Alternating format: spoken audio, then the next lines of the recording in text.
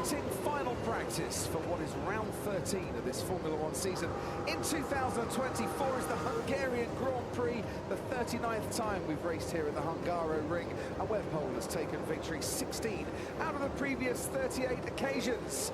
This was the scene before the crowds came flocking in earlier today. And they are lining the 2.72-mile circuit. We've got 70 laps to come during Sunday's race. You don't take this lap with your foot on the throttle pedal for very much. 58% of your lap time is full throttle.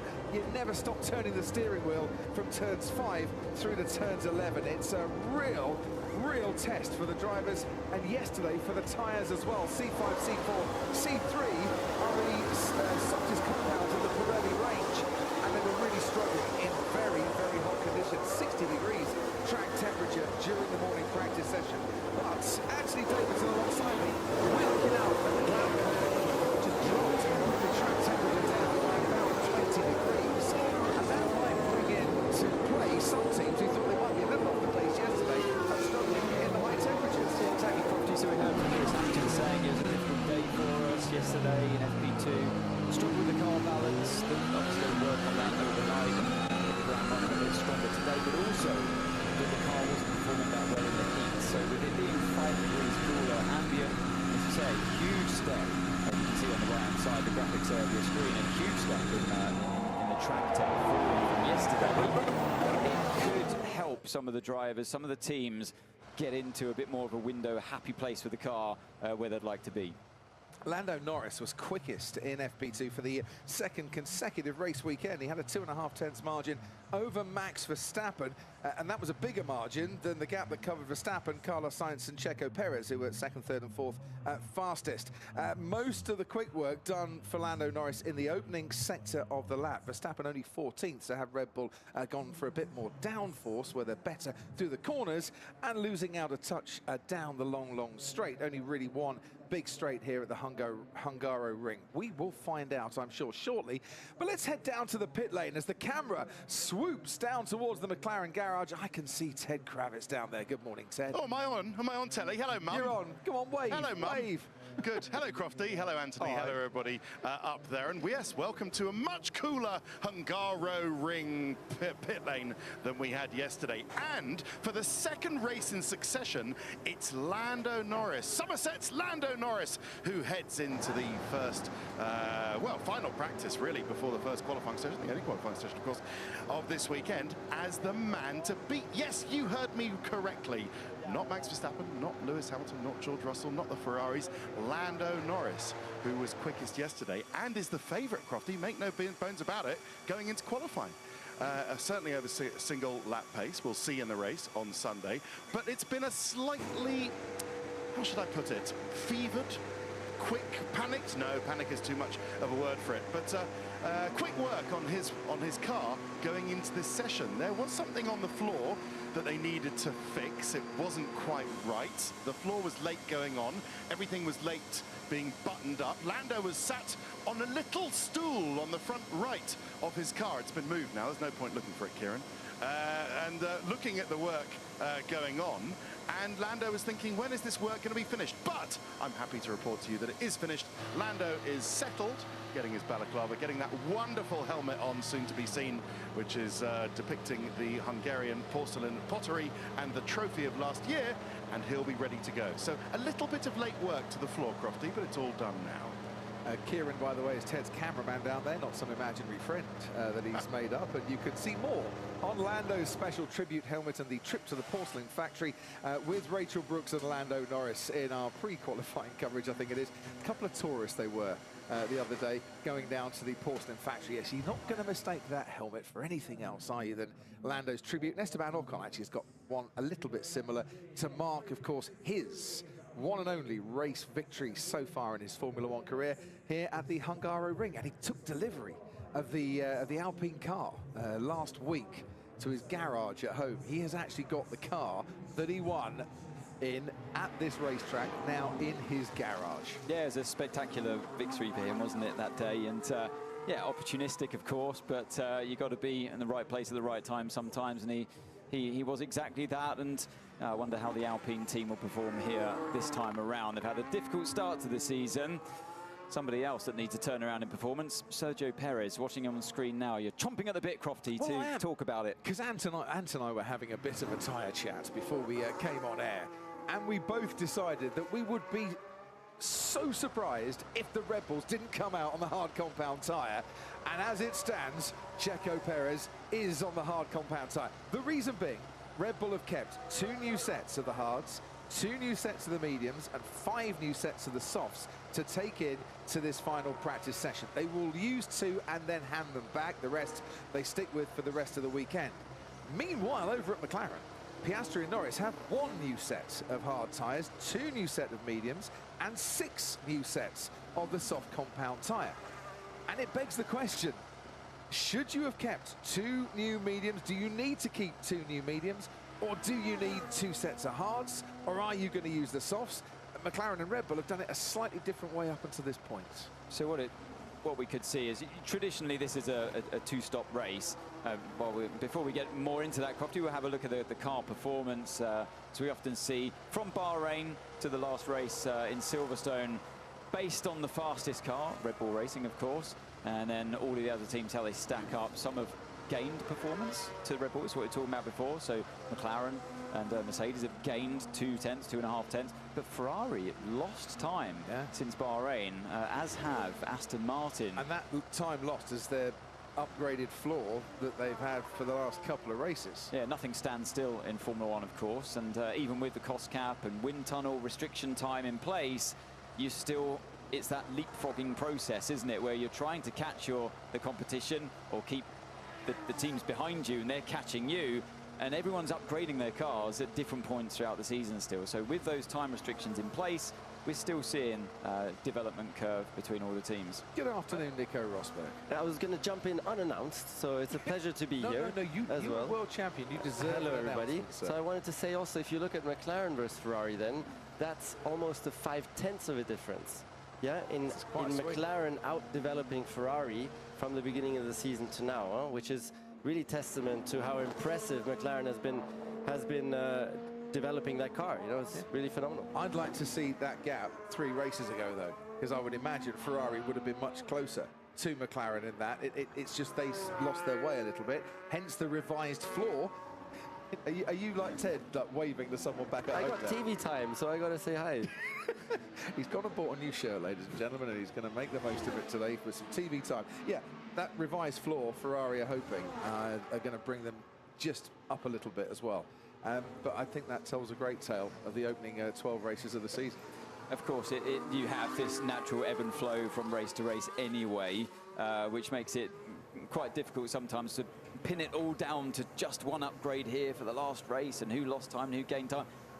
Even if you didn't touch the cars at all from start to finish of the season, you would see naturally, like we see in F2, for example, the same cars amongst all the teams, just who sets it up in a different way for different circuits, and some drivers go better or worse at different tracks as well. We mentioned before, I think it was you, Nico, saying Lewis, you know, he's strong around here. Silverstone's another one of his great circuits, as is Austin as well.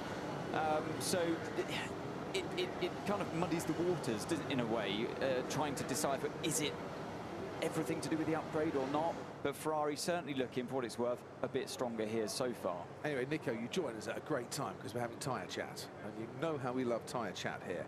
Are we saying, Anthony, keeping 2 sets of mediums is going to be beneficial for the rest of this race weekend, with the track temperature now a lot cooler than it was yesterday? It's a really good point, and that's why it's interesting to see the Red Bull out there on the hard tyre, as both Red Bulls out there using exactly that. So they did have 2 new sets of hard, like you say, Crofty, coming into this. They've now used one of those 2 new sets, so they can still have the possibility, with the 5 new sets of softs and 2 new sets of mediums, of doing a soft medium if they want as their race format.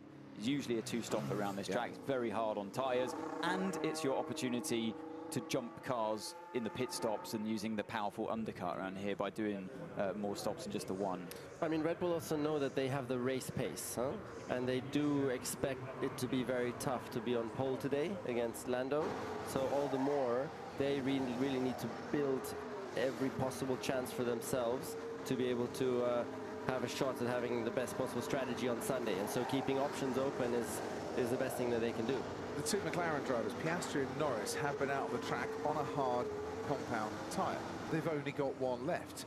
They've only done one lap, albeit Oscar Piastri has actually carried on.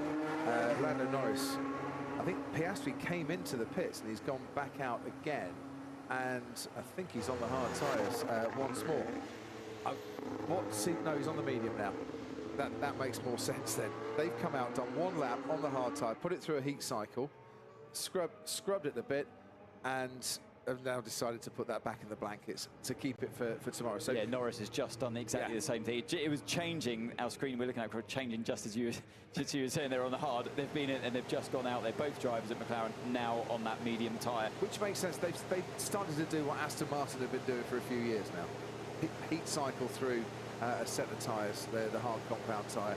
It's almost like a new tyre then for the race. Interestingly, we were saying how Red Bull, they're kind of worried about the performance of McLaren here. We saw yesterday Lando Norris on top form in that McLaren, outpacing the Red Bull for what it was worth yesterday in FP2.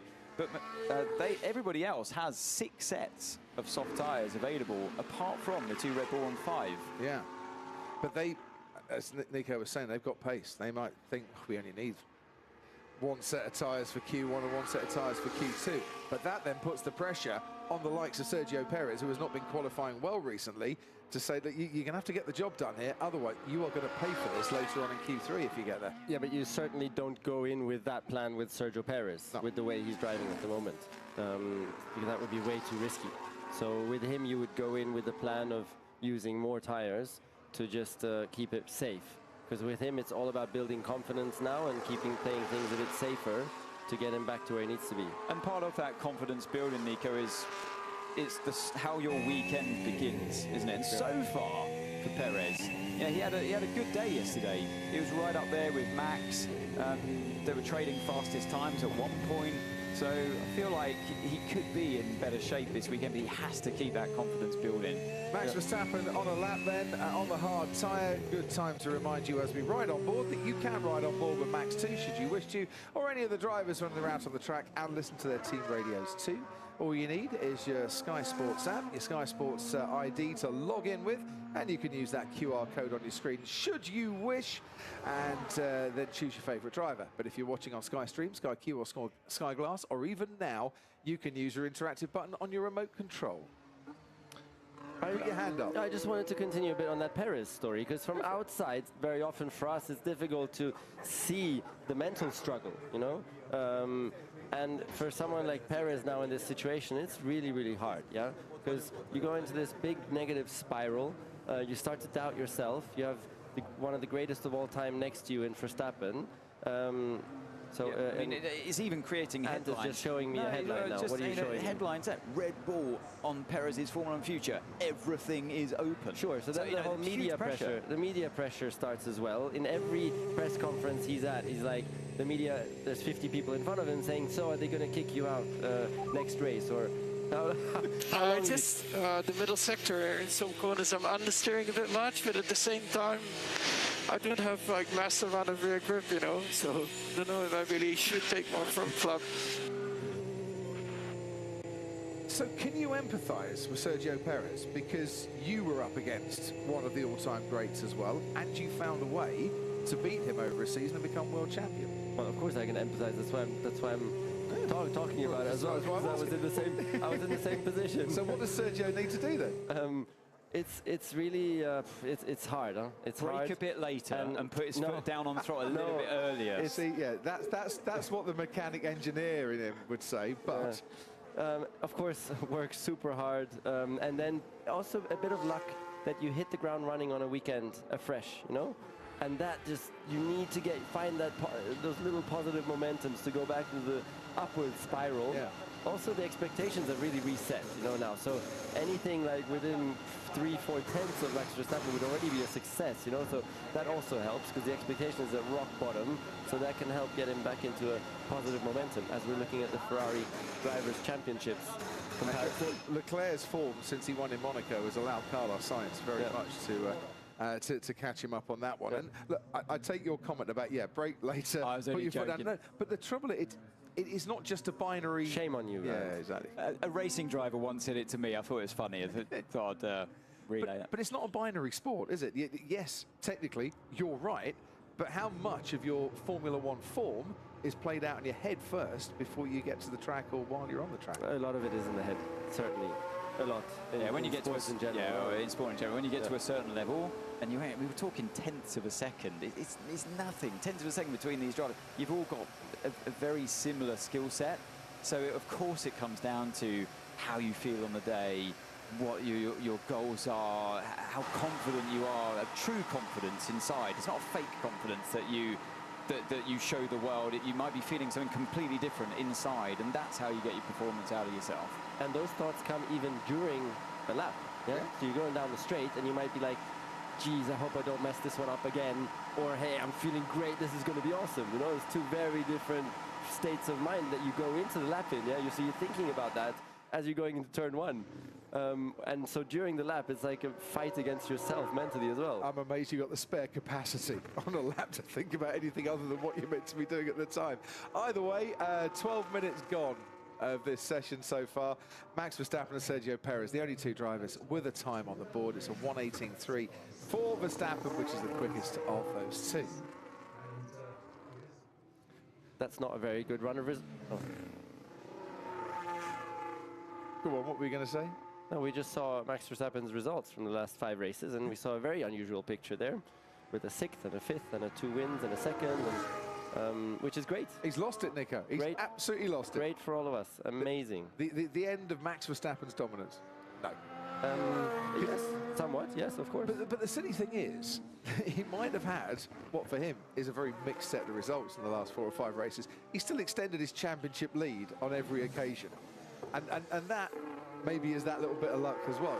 Because yes, the challenges are coming one by one, but they're all taking points off each other in the process. It's not one. What is it? One emerging force that isn't living up to its proper potential at the moment. Yeah, McLaren and Lando. Yeah, certainly, because they are at least as strong as Max at the moment, if not a stronger package. But have obviously, as we've all been discussing, not maximized their opportunities by far. They haven't done the best with the opportunities that they had.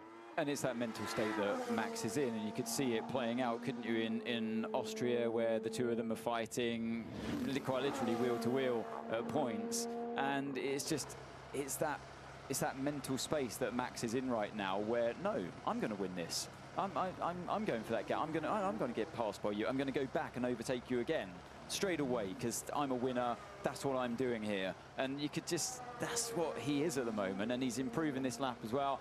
And you shake your head, Crofty, a little bit there, but I mean, it's that. Oh, so you shaking your head at something else? Sorry. Yeah, my producer was talking to me at I'll the time. allow that then. Yeah. You shake away. I actually agree with everything you just said. Didn't listen to a word of it. Sorry. Pardon? But yeah, you know, that we were talking about that mental space you have to be in as a driver, and that's I think how Max is, even though he's not in the dominant car anymore, that's how he's still able to perform right at the front and still grab victories that weren't necessarily going to go his way anyway. But also Lando needs to first learn how to fight for the win against someone like Max. Yeah, Max has done it already with Lewis. He's done it so many times now. He knows exactly, you know, how to fight for that win and how aggressive he can be. Yeah, and Lando still needs to, and he's learning quickly now. He's having to learn very quickly. Yeah, so I think that also plays a role here. So he hasn't won either of the last 2 races, yeah? Which is the first time he's failed to win consecutive Grand Prix, or failed to win in the last 2 races since Austria and Great Britain in 2022. So it's two years ago, such as the domination that he has had here. His championship lead is 84 points. He was 125 points ahead at this stage last season. But he is still very comfortably and very handily placed, and could almost put his feet up now and come back for the Italian Grand Prix, where he'd still be in the lead of the championship, and he'd be a lot more refreshed after a couple more weekends off than the rest. Yeah, he's going to do that. The championship fight is one thing, but I'm just taking every race as it comes at the moment and really, truly enjoying Formula One where it is, because finally teams have started to close in on Red Bull, and that's delivered some fantastic racing.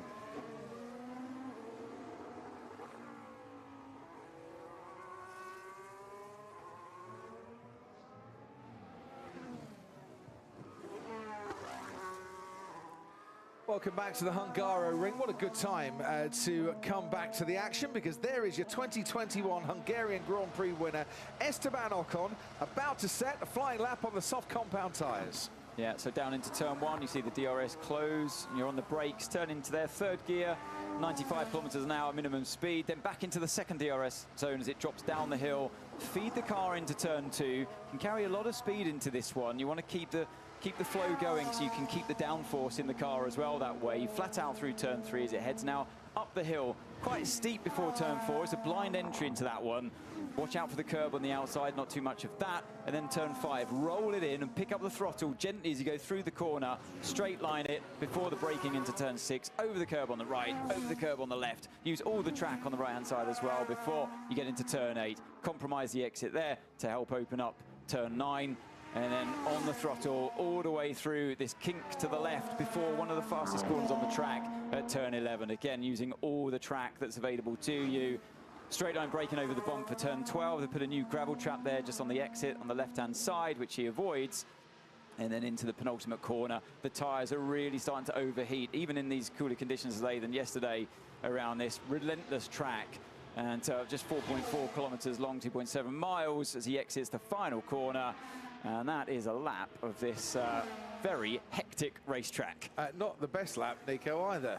8/10 off, and he was on the soft tyre. That's looking like quite a struggle so far, unless, of course, they're running a lot more fuel. But I wouldn't assume that, so that's a bit strange. I don't think Bruno Famin's reaction is giving much away there. Well, he studies the timing charts. I didn't see much that he did wrong in terms of driving. It's just the car just doesn't seem to have the pace at the moment. But what a comeback we've seen from Flavio Briatore at that team, huh? I mean, he arrives at the track and the team jumps 10 places ahead instantly. Yeah, did you notice that? Yeah, I did, and I'm not sure how much that had to do with Flavio Briatore, to be fair, but maybe a coincidence on that one. What does he bring? What does he bring to an Alpine team, though? Why get someone like Flavio back into the fold? Well, it's such a mess over there that you really can do with an experienced hand as a consultant who really takes a look from the outside and says, okay, listen, this and this and this worked best in our day when this team was the best team in the world. We should try and work back towards that, yeah. And he also definitely will play a quick role on the drivers and give input on the drivers. I'm sure of that, you know, so he can definitely be very helpful. I had a good catch-up with David Sanchez, the Executive Technical Director, who I was very impressed with, I must admit. He seems to have a plan and there's a structure in place, but he knows it's going to take a little bit of time. There is no quick fix, given, you know, the last couple of years of turmoil really at the team. Williams have gone through that stage and are now coming through the other side, I think, as well. And James Vowles getting a technical structure together that he is an awful lot more happy with. Alex Albon with a 28.1 for the first sector. His teammate Logan Sargent's gone a bit quicker, actually. Fernando Alonso goes second fastest on the medium tyres, though, Fernando Alonso. And Albon makes his way around turn 11, down towards the next heavy stopping points, and he's just over a 10th up.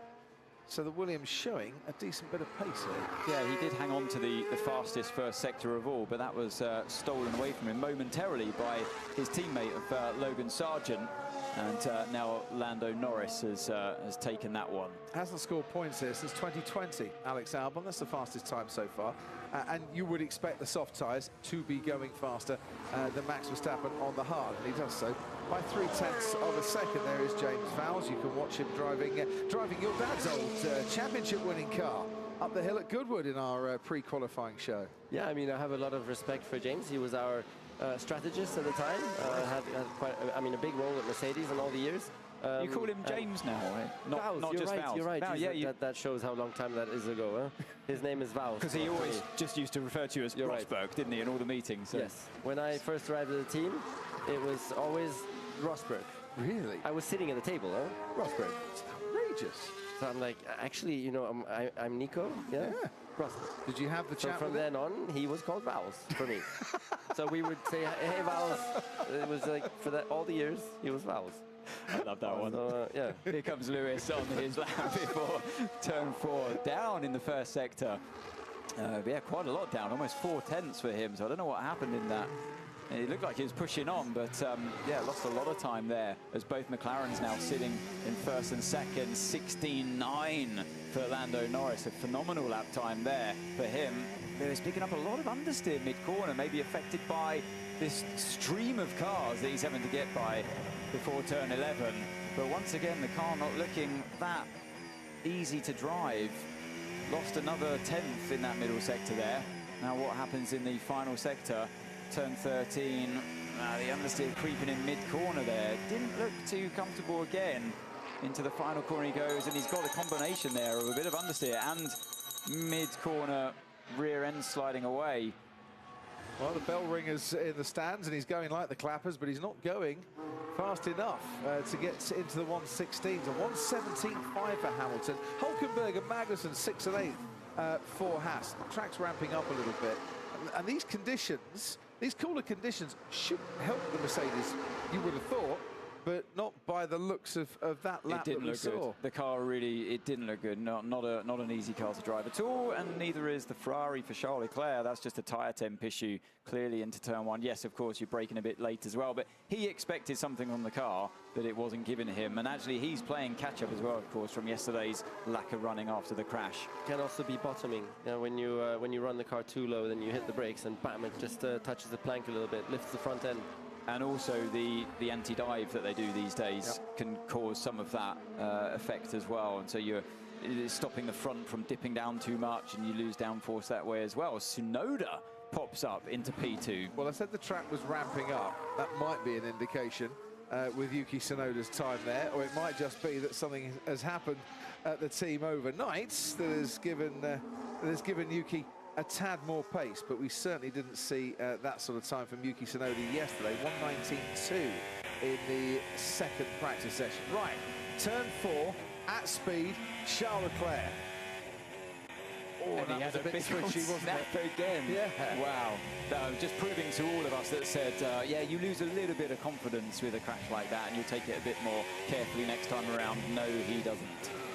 We thought, Nico, that the car bottomed out a little bit before he got on the curb and had the accident at turn 4 yesterday. And it's interesting you picked up on, you thought he was bottoming out when he locked up in turn 1. No, I didn't think that. I'm just saying it can be. It depends. It can be cold front tires. It can be that you just bottom out when you hit the brakes. Because you're always, that's one of the limitations of how low you can run the car. And let's see now how he does at the end of the lap. But that looked good in turn 13. Just in comparison to the Mercedes, very good. Those last 2 corners, the Ferrari had much more rear end stability. Yes, of course, the rest of the lap was very scrappy. But just in those last 2 corners alone, seeing a nicer balance there for Ferrari. He did a 22.1 in the final sector. Lewis's final sector time disappeared from that lap that we saw. But let's go back to turn 4 from off-board this time. Yeah, so there was no snap before he ran wide onto the curb today. That was just running too wide. But the car really doesn't like that curb there, does it? And immediately snaps on him. So that's definitely one to be avoided if you can. It's easier said than done, of course. We haven't been down to the pit lane for a while, so Ted Kravitz, where do you find yourself now? I find myself at Oscar Piastri's garage. If yesterday was anything... So you've not moved from McLaren then in 22 minutes? I have, no. I've been down to Haas. I've had a look at Alpine, and they're rebuilding some front wings. Did you know how many spare front wings Alpine have and how different they are? They've got about 3... Yes, they've got 4 spare ones, and they're about 3 different specs of front wing, and they're all completely different. It's astonishing. I've been down to Haas. I've been down to see the Apex garage, what they're doing. They're not filming at the moment, but their cars are sitting there. I've been everywhere, Crofty. Oh, look, you see, you've gotten off. I don't know what's happened, but completed a time left behind. And that's why I leave the commentary to you, Crofty. That was great timing. Yeah, don't come in with too much when you've got stuff to talk about. But I have something to talk about now, which is another change to Oscar Piastri's car. So, yeah, the guy who spent a lot of time, unwanted time in the garage yesterday, the Australian, is back in it again. Lando's just had a calm weekend and nothing really much happening. Hasn't had to do much to the car. They've had some aero paint on the back of Lando's McLaren, but still now some work going on the back of Piastri's car. So when is he going to settle on a setup he wants? Talking of which, George Russell at Mercedes saying the grip is just getting better as the run goes on. But I don't know how you haven't heard any Hamilton radio, just whether that squares with what you're seeing with Hamilton not being able potentially to get the car in the space that he likes after yesterday, which was, well, as he said himself, not the best day. No, and not the best morning so far either. Back to that Pierre Gasly lockup, Nico Rosberg. I was just saying that, yeah, with Pierre Gasly locking up there in turn 1, that's one of the horrible things that can happen in FP3 because it ruins your set of tires, which is so important prep at the moment. Oh, what a battle. Talking Wonderful of ruining battle. things. But that was, I don't know if he was on a hot lap, the driver in the Haas. That was Hulkenberg, and he was just about to get going for a hot lap. Then it's kind of okay, I guess, but that was on the edge. Anyway, I was saying it's so costly if you ruin and flat spot this tire at the moment, because then it just vibrates so much that you don't learn anything anymore, because that bounces on the front, gives you understeer. Let's see how Sainz gets on now here. Well, that was one way for Sainz to try and help the Works team be the fastest Ferrari-powered car this weekend, unlike at Silverstone when it was Nico Hulkenberg who was the fastest Ferrari-powered car. Bit unsportsmanlike. Well, if they were both building up to a lap, then yeah, it's they were both fighting for the same piece of track there. So now let's see where this Ferrari is. Just over a tenth down, 10.5 down after the first sector. So a cleaner lap so far than Charles Leclerc's lap. Bounces his way through turn 6 and 7. Then, as you can see, the speed on these graphics as well. And what you're doing with the throttle and the brake, you climb up through the gears and the speed as well before turn 11. Now, how's that car going to ride the curb? He doesn't actually take much off the curb, but continues to lose time. Surprised by that, actually, in Sector 2 from the Ferrari. This is where it looked a bit stronger in Sector 3 from Charles Leclerc's point of view anyway. Has he looked after the tyres enough to deliver a fast third sector? We will see. It's going to be neck and neck between Hulkenberg and Sainz as well, both on a hot lap at the same time. Sainz with a 1:17.2 as he crosses the line. Hulkenberg with a 1:17.4, so he lost a couple of tenths in the final sector to Carlos Sainz on that one. They were pretty much even Stevens before then. Daniel Ricciardo, meanwhile, has popped up third fastest. Lauren Mekis is our team principal on the pit wall this weekend. We might have a chat to him in a moment. Have they found some pace there? As Sainz has the same wobble as his teammate on the exit of turn 4. Yeah, that car's not enjoying that curb, and if I was the team, I'd be saying to them, both drivers or the engineers, just you have to be careful there, or we need to change the car, because on the qualifying lap, you'll take less of it in race pace on a race run. You're less of that curb anyway. It's one of the corners you conserve to save the tyre wear and energies. But in qualifying, it's clear to see that car, for me, rides it worse than most I've seen. What can they do with half an hour to go of this session to try and improve the exit of that corner? That would have been my question to Ant. Well, just take less off the car. Yeah. I'm not sure what options you had in mind there, but I would be very interested to hear your engineering expertise there. Well, that's what, if I was a driver, say, make my car better over that curb. Oh, so you might have retired, you two, but you've still got the driver's brain going on there. Exactly, yeah. Just don't care what you do, make it better. All I'm seeing is that car seems to run it worse than others. Kevin Magnussen fans in the crowd here. And what will be Kevin Magnussen's last Hungarian Grand Prix, potentially as a Formula 1 driver, but definitely as a Haas driver, as his association with the team comes to an end at the end of this season. He's been with the team longer than any other driver at Haas as Kevin Magnussen.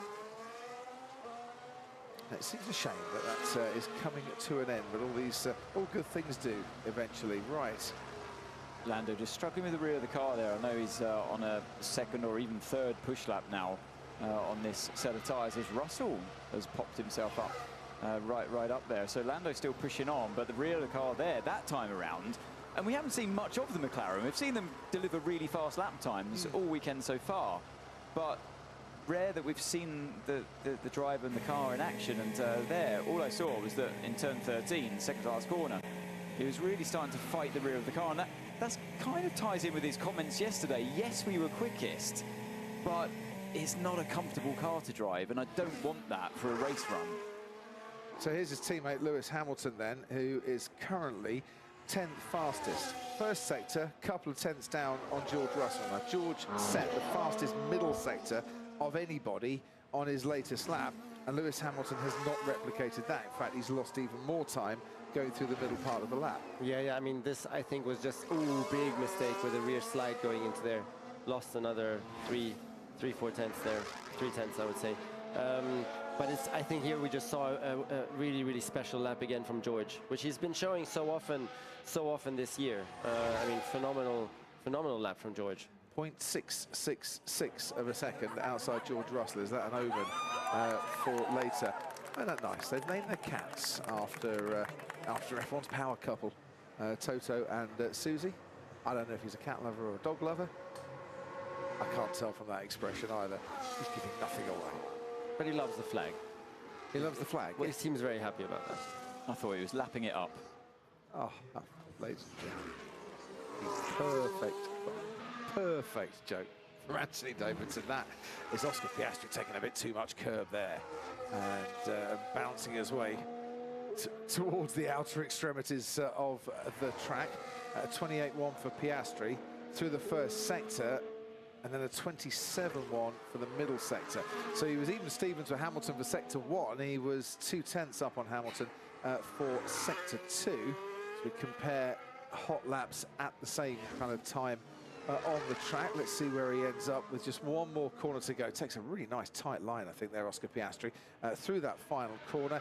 DRS open, goes third fastest, and absolutely aces the final sector. Yeah, it did look good. There's a good spot from you, Crofty, in the final corner, just hugging the inside. And the drivers take a few different lines around that one, but he could still optimize the exit. That was the interesting thing. The car really hooked up there, and a really good change of direction from turn 8 into turn 9. A nice aggressive lap from Piastri there, and it's super close now at the top, with Norris just that 1/10 behind Russell. But still, I agree with Nico with that one. That must have been a mega lap from Russell. I don't know how he's delivered that one with Lewis down there in P9, 6 tenths away. Well, let's remember, I mean, Lewis, this is his best track with 9 pole positions here, or one of his best. But it's also, I think, a track where George is extremely strong, because he put it on pole here just 2 years ago, or 2 years ago, with a car that did not deserve pole at all. So he's also extremely quick here. Got his maiden pole. Now, Zhou Guanyu, yesterday we saw him have a moment at turn 4, and he's still blaming Sergio Perez, and said he got caught up in the dirty air, and Perez was in the wrong place for him. No Sergio Perez on the track currently to get in his way, and no real pace in the first sector from the Sauber on this particular push lap. In fact, he was about half a second down. Just had a tiny snap just on the exit of turn 8, and that really compromised his entry into turn 9. So struggling to hang on to the rear of the car there is Joe, and 1.6 seconds down is the result of that before turn 12, but he's pushing on nevertheless. Into 13 he goes, just trying to keep it in check, getting on power as early as you can there, and then into the final corner. You see that different line I was talking about, just he goes a little bit of a wider arc to try and get on power earlier on the exit, loses further time around the final part of that of sector 3. Out-qualified his teammate Valtteri Bottas for the first time in a Grand Prix since Austin last year. Last time out at Silverstone, as Yuki Tsunoda sends a cloud of tyre smoke high into the air with a big lock-up down at turn 1. And we can head back down to the pits and Ted. At Mercedes, where Lewis Hamilton takes off the soft tyres he was running, Crofty, and Mercedes inform us that they've just been, both Hamilton and Russell have been finding the limit on how they prepare these soft tyres for the hot lap. Well, I imagine, based on the hot conditions yesterday, very carefully you prepare those tyres, but they're just finding the limit on that. Bear in mind that Hamilton also did go deep in a couple of the braking zones and lose some time on one of the previous laps that he's done in this session. So that might give you some clue as to the time difference between Hamilton and Russell. Some new tyres are going on both of these, but also let's bear in mind, do you remember after Silverstone, Crofty, that chat we had with Peter Bonington, Lewis's engineer, who was saying about how they'd worked through these practice sessions on methods and devices and plans to protect the tyres for Sunday, and that is what we're seeing. So would it be, I don't know, unthinkable that Hamilton could have put it on pole or Russell could put it on pole, given that that is what they, they do always prioritise tyre wear in the race down here at Mercedes. So one to bear in mind when we're going into qualifying later. Listen, it's that close at the moment. It's not unthinkable that any one of the leading 4 teams could have a driver on pole at some stage later today. Sadly, it looks like Fernando Alonso's days of going for pole have come to a halt temporarily. 4,381 days since his last pole today. I keep counting it up, so I thought I'd mention it, but Aston Martin have fallen off the pace somewhat this season compared to last year. But qualifying was also never his greatest strength, because he only has 23 pole positions. Absolutely spot on, Mr. Russell. Crofty, if you can pull out the stat. He has got 22 pole positions. Which for the career that Fernando had, that is, I mean, definitely surprisingly low, isn't it? Versus his 30 plus, what is it, 30 race wins, I think? For race wins for Fernando Alonso, his last being in Spain in 2013, 32. Very good. Do you want to, he's on the medium tyre, Fernando, so they're still not running the softs. Neither are Max Verstappen and Sergio Perez. It's been hard tyres for them in this session so far, of which we've got 23 minutes to go, and it's George Russell with a stormer of a lap, who's a 1/10 of a second ahead of Lando Norris, 3/10 between Russell and Piastri.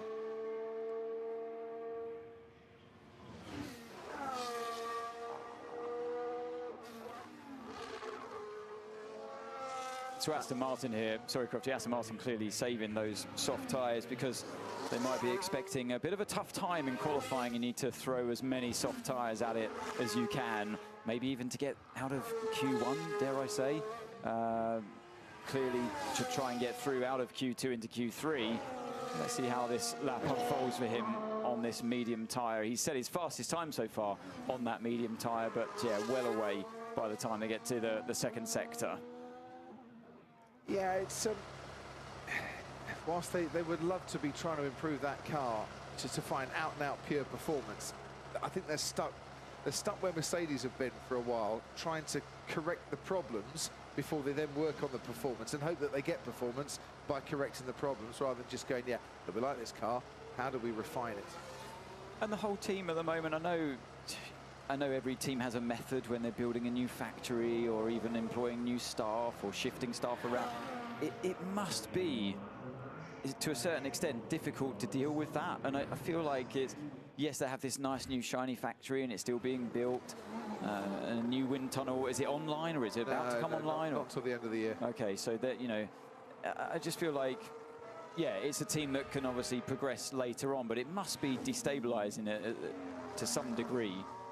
And changes at the top as well. The group CEO, Martin Whitmarsh, will be going. Andy Cowell coming in, who I think is the right man for the job, knowing Andy as well as I do. And you know Andy, Nico, and Ant as well. You know his managerial style, and you know how he has been able in his career to unite a workforce underneath him. And Sure, he says, I don't know much about chassis and commercial, because engines has been my thing. I'm willing to learn about that, but I know about motivating staff. No, sure. Andy Cowell is, I mean, he built one of the greatest Formula One engines of all time. Yep. Especially the one that was the first hybrid engine from Mercedes, which started that era of dominance. Yep. That's all Andy Cowell. So certainly a hugely impressive manager, essentially. Yeah. Yep. So he starts October the 1st, I think.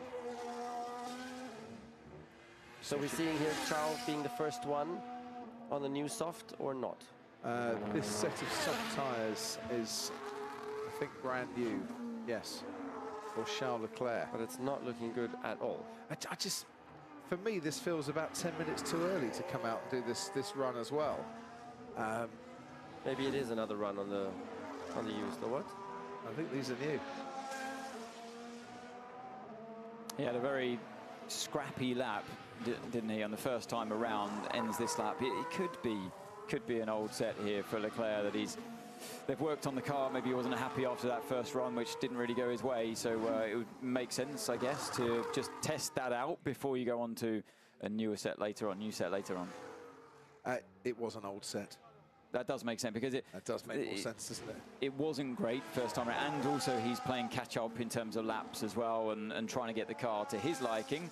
And here is his teammate Carlos Sainz on his next attack lap.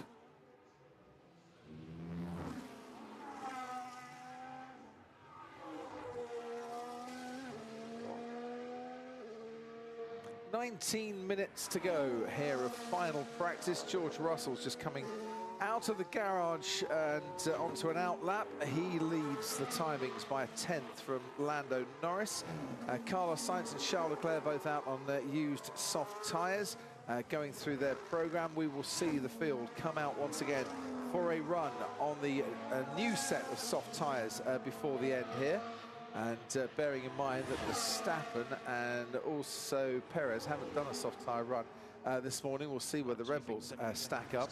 And they normally aim, I only learned this a few weeks ago, they normally aim for a expected to be the next car coming through, or a little bit slower than Lewis Hamilton. And just where Sainz lap on that same set of soft tyres, just in case, come qualifying, they have to do a lap on a scrub set of softs, and they want to see what their benchmark time is, whether they can do that and get through to the next part of qualifying, etc., rather than leave it to chance.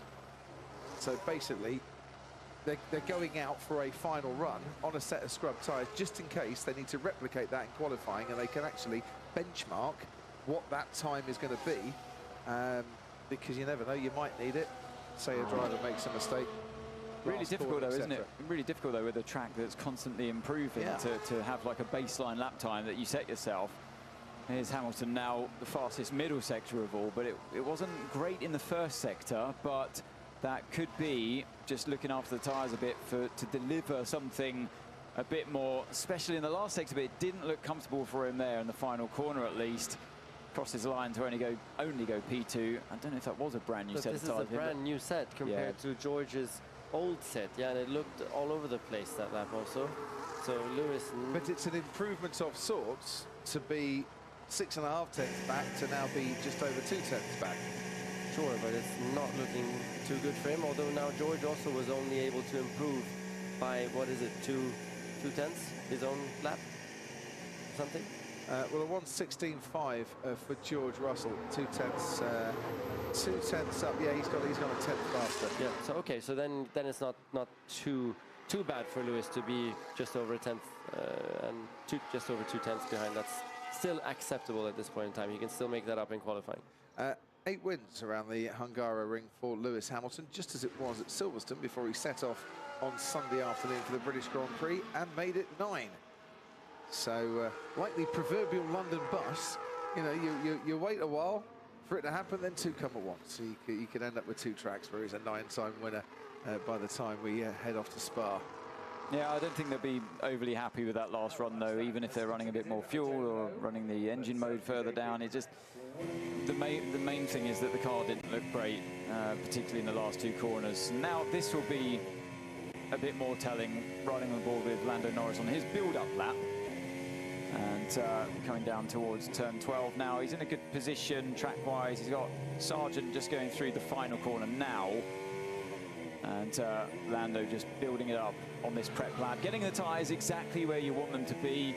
Obviously, he's going to get very busy around this tight racetrack later on, and you don't want to be losing the feel of balance in the car. And yeah, it's better to get out there a little bit early with 15 minutes still remaining. Now, how's this going to unfold for him? 8 race podium streak for McLaren. First things first, get your braking right into turn 1. No lock-up, job done, move on. Yeah, it's, you're fighting tyre temps are a little bit on the cooler side through turn 1, so you got the awkward corner out of the way before turn 2. A little bit bumpy through there, and getting on power is a bit of a gamble, but it seems to be okay for him as we now head up the hill to turn 4, get to the right-hand side of the track. To send it into this is more like it, 2.5 tenths up on George Russell's lap time there.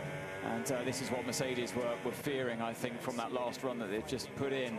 Turn 6 into turn 7, hits the curb nicely there in 7, and into 8. The car responds well there, really well in that turn 8. Lots of front end, but the rear doesn't complain about it either. It's sticking exactly where he wanted to be. Into turn 11. He didn't even have to use all the circuit, and he's almost half a second up now on the time of the Mercedes. A bit of understeer mid-corner of 12, that's okay. He still had the traction on the exit. Places the car exactly where he wants to be. This car is working brilliantly, I'll have to say, for him, and he's doing all the right things there. For once the rear starts to complain, but what a lap time for Lando Norris. That's going to be tough for people to beat, I feel. Wow, I was like shaking my head through that lap. That was phenomenal to watch. No, that was phenomenal to watch. That was so close to perfection, driver and car. Yeah. Magical. Like, as you said, it was just the exit of the very last corner where it was a slight imperfection with the rear stepping out because the rear was blazing hot, obviously, by then. But wow, incredible. Up until that moment, it'd be, for people watching, they'd say, oh, well, he couldn't have really been pushing that much because the car wasn't moving around at all. So I'm glad it happened in the final corner. As Alex Albon goes ahead of the Mercedes of Lewis Hamilton into third fastest. While we watch Oscar Piastri, let's head down to the pit wall. Lauren Mekis is at RB, and we saw earlier on Lauren, Daniel Ricciardo, Yuki Tsunoda right up there. So did that put a smile on your face, thinking whatever we did last night has worked on the track this morning? Look, hi everyone. Yeah, it was a good start of the session on the first set. You know, everybody has put a new set of softs. We were quite well positioned. We need to be a bit careful to see now with the Aston Martins have not run the soft yet. Red Bull have not run the soft yet, so it may not be as bright as it looks. But the real pictures, we will get it in a few minutes. We have our guys out there with their final set of softs. How different is it today compared to yesterday, though? 20 degrees track temperature seems like a massive shift. Yeah, you're right. It is a massive shift. So you know, as much as you can be happy with where we were with the car yesterday, we all had to change and to try to anticipate what was going to happen with the temperatures change. So there's no room for let's leave the car as it is. But we had to do quite a few changes to try to follow the track or to anticipate what the track was doing. We'll see in a few minutes if it goes in the right directions. Keep in mind the quali track temperatures is supposed to be quite cool, like now, or cooler, but tomorrow we also expect some heat, so it's a bit of a balancing game. Speaking of balance, Laurent, is downforce levels one of the things you can play with here in terms of setting the Formula 1 car up for this track? I thought this circuit traditionally was you just bolt the downforce on as much as you've got, or has that changed now these days? I'm not sure for the other guys, but we are Monaco style here to answer your question. So we have our maximum rear wing downforce as in the old days. So that's how it is for us at least. Laurent, thanks ever so much indeed. We'll be back with you in qualifying. Good luck with your final soft tyre runs. And as we talk about your soft tyre runs, Gasly completes his latest to go 12th fastest, and Max Verstappen is just starting his run on the soft compound tyres. Right, how does this compare to that phenomenal lap from Lando Norris? Massively wide in turn 1 though, so that was not ideal. Gets a little bit of a slipstream there momentarily from one of the McLaren. That was from Norris actually, and very close through sector 1. This is going to be really interesting to see how this unfolds as we continue on our way to the tight chicane of 6 and then 7. Takes the same amount of curb as what Lando did. Oh, but as soon as he turns into turn 8, the rear didn't like it, did it? It's had a bit of a snap there on corner entry. So how's this second sector going to play out for Max Verstappen? Yeah, he's lost sight. It didn't look as good, and the lap time reflects that as well. I just watching it, listening to you and Nico, I don't get the same flow watching on board with Verstappen that I got from Lando Norris. You know, you said how the car was just hooked up beautifully and swinging from side to side. That wasn't happening for me with the Red Bull. It was a better final corner, and he did claw back a little bit on Lando, I think, through that final corner. But that was really the only part of the lap where it didn't go Lando's way. But wow, I'm surprised by that lap from Red Bull. Maybe they're still hiding something, running a bit more fuel. We've seen this in the past, so let's not jump to conclusions just yet. But I think either way, it's going to be a close fight. But Max was also shaking his head there as he crossed the finish line. After the finish line, he was like not happy with that because he didn't like the nervousness of the rear end in that middle sector. So that was interesting. We should mention Oscar Piastri. While we were talking to Lauren Mekies, Oscar put his lap in and went fastest in the final sector.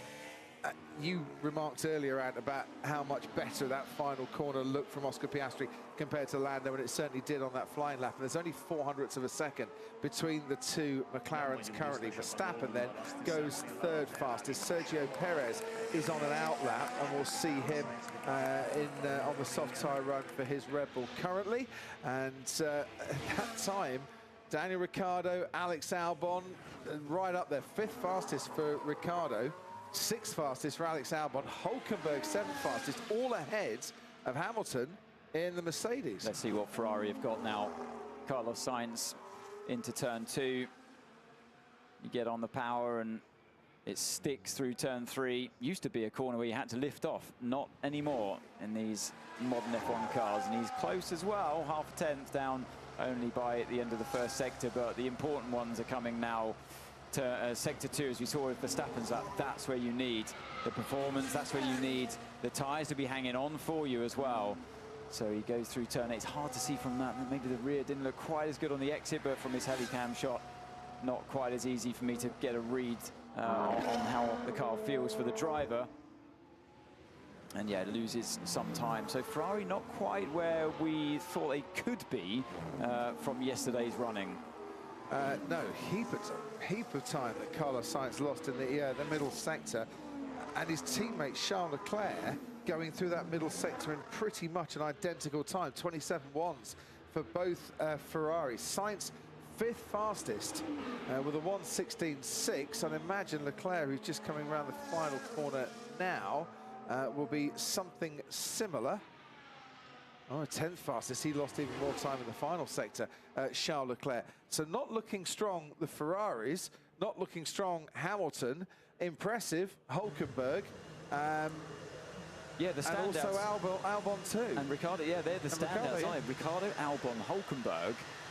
Apart from that, you'd say it's McLaren and Red Bull, and then a big gap to Mercedes and Ferrari, so 2 separate races going here. But the real surprise for me is seeing Ricciardo, Albon and Hulkenberg up there suddenly. Well, and Perez to come, who's on a flying lap at the moment, as George Russell makes his way around the final corner to start what will be another push lap from him. Perez is the one that I want to just feature, because we don't know where he's going to stack up.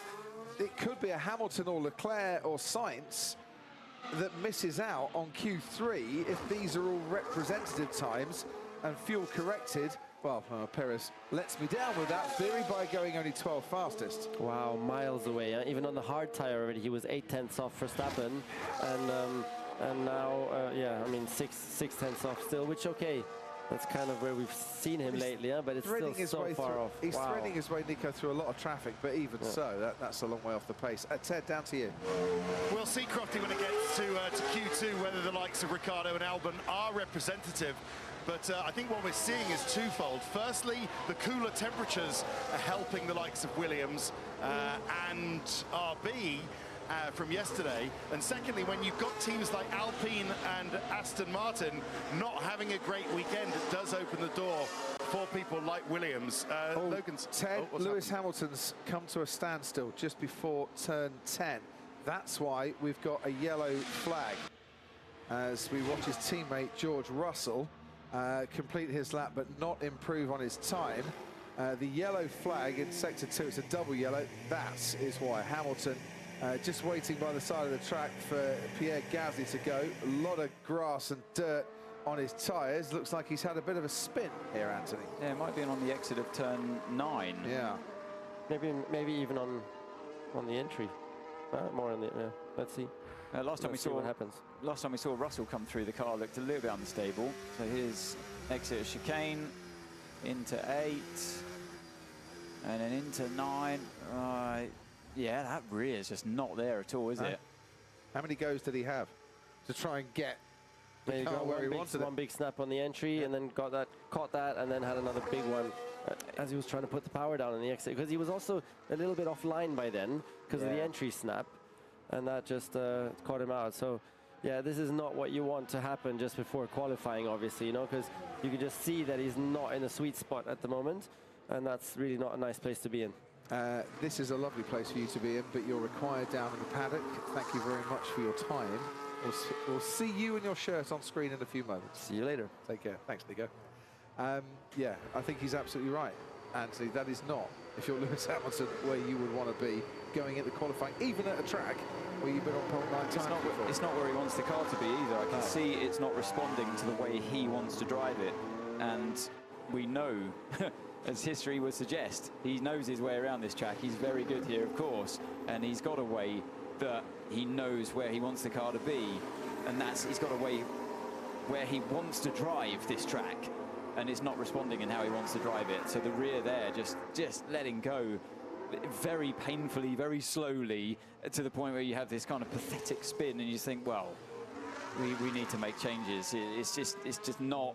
When you look at how the McLaren is so efficient through that part of the lap, it's a completely different machine, and giving that driver the confidence they need. That's where Lewis wants the car. This has been a fascinating session for me. It really has, confirming that McLaren definitely have pace, that Red Bull still have a bit of work to do. If these are representative equal fuel times, there's a big gap around a 2.7-mile circuit between Norris and Verstappen there. There is, and also these surprises, like the guy we're watching on the screen now, up in P7. When I saw Albon put that lap time in much earlier on in the session, and it went to a shot of James Vowles on the pit wall, and he had that like mild smirk on his face.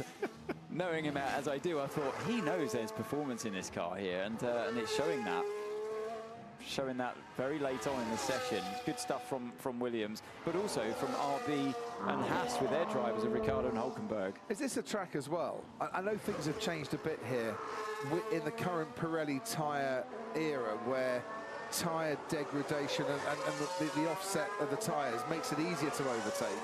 But can you, if you're a Williams team, prioritise your qualifying setup a little bit, knowing that it's easier to hang on to your position here than at some other tracks? You can very much throw caution to the wind around this circuit. Yeah, definitely. You can have a car that is going to attack its tyres a bit more for the race, and with a hope that, being a difficult circuit to overtake on, like you say, that you'll just hold your own, out-qualify in a way where maybe you should be, based on if you were targeting more race performance, and then just hang on in there, quite literally, to the car through the race. And maybe Red Bull have done the absolute opposite, and that's why we're not seeing such shiny lap times from them now. The car could be tuned much, and we've seen this in the past from them, from Max and Red Bull. All race. Target the race. We'll work our way forward. Let's sacrifice qualifying a little bit to come stronger in the race. So many questions, Ted Kravitz. I know, can't wait for the answers. Make sure you don't miss qualifying. Just to finish that... Oh. Staying here, sorry, staying here. Slow in, slow in. Sounds slightly unusual. A hydraulic? That sounds like a hydraulic issue for me. Why, I would say for Joe Grenier. Stay in gear. It's the hydraulics that control all the gears, isn't it? So don't change it. Go slowly. Okay. Bring it home. We need to have a look at this. Yeah, I'll go and take a look. Just the last thing Joe needs going into qualifying. But if you're listening on the radio and expecting to hear the usual race engineers for Williams, they're both different for this weekend. They rotate at Williams anyway, but both Gaetan Jago for Sargent and James Irwin for Albon are not here this weekend. So they've got a rotation, their other engineers this weekend, both drivers at Williams. I'll go and find out, Ted, and find the names. That might come in useful for the race. I have their names if you want them. Oh, go for it, Ted. Okay, so for Logan Sargent, it's Marco Fuga, and it's Ed Regan for Alex Albon. Sorry if I didn't include that in the original report. I thought for brevity I'd just say that they were different. Oh, Verstappen's gone wide. Yeah, big lock up into turn one. Just asking a bit too much from the front end of the car there, Crofty. And yeah, that's they've clearly been working on that, trying to get a bit more stability into that car perhaps. And straight away, the car biting back into turn one. I'm not so sure there's 2 laps in these tyres, to be fair, in these conditions.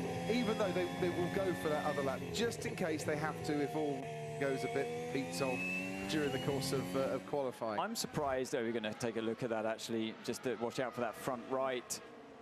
You brake just as the curb comes up at you on the left-hand side, and it's just not responding. He mentioned the brakes yesterday, didn't he? He said he didn't have the bite, the feel when he first put his foot down on the brakes. And I wonder if they were able to recover that. But yeah, these tyres, for this track, I'm surprised they're even attempting a second lap, because they're losing performance, even a bit like Barcelona, really. Yeah. By the time you get to the final sector, they're dropping away. So, yeah, they've still managed to haul something out of it. Say George Russell as well on his second lap. The first 2 sectors, actually, he performed personal bests. So, yeah, there's still more to come from a few teams out there. And from a driver's perspective as well, lots of drivers just haven't got it absolutely right. But this man we look back at here, Lando Norris, he really drove. He drove the lap, basically, he would like to put in place for Q3 and the last run. But it looked effortless, didn't it, as well? When you were riding on board, it just looked effortless. Whatever he wanted the car to do, the car went and did it. So, Lando Norris then. Never been out-qualified by a teammate here in Hungary. Finished 4/100ths of a second ahead of his McLaren teammate, Oscar Piastri. Norris, who took pole in Barcelona, is he the man to take pole here at the Hungaroring later on this afternoon? He's been getting closer to it, 4th in 2022 and 3rd in 2023. So he's been getting closer to pole, but could this be the day? Red Bull look to be, on the evidence of Verstappen struggling and on the evidence of Perez struggling even more. Just to say, this is not Sergio Perez's favourite track when it comes to qualifying as well. He has never qualified the top 3 here in 13 previous visits. Yeah, he had a much better day yesterday. I was much more convinced then that they could be onto a pretty dominant race for Red Bull, but he's going to, if of all circuits, it's not quite as bad as Monaco, but of all circuits where you want to qualify better to give yourself a better chance of a race, it's got to be this track. As we look at Kevin Magnussen, the rear of the car there, Haas not enjoying that turn 11 corner. Monaco without the boats, they call it, Ant. I've not seen a single boat anywhere near the Hungaroring, just to prove that one. Yeah, Magnussen wasn't able to deliver the kind of performance of his teammate. We're seeing quite a big discrepancy, aren't we, between teammates here. Yeah. We've got Alex Albon there in P7, followed by Hulkenberg in the other house, so 7th and 8th for them. And then you have to look quite far down to find Sargent in P16 and Magnussen down in P19. Fernando Alonso and Lance Stroll, by the way, did their soft tyre run right at the end when others were going for an extra lap. They were doing their first. Only 14th and 15th fastest for Alonso and for Stroll, which compared to last year, 8th on the grid for Alonso, 14th actually on the grid for Stroll here last year. But they've had a raft of upgrades that they've been working through and hoping can just haul them back a little bit closer to the likes of Mercedes and Ferrari.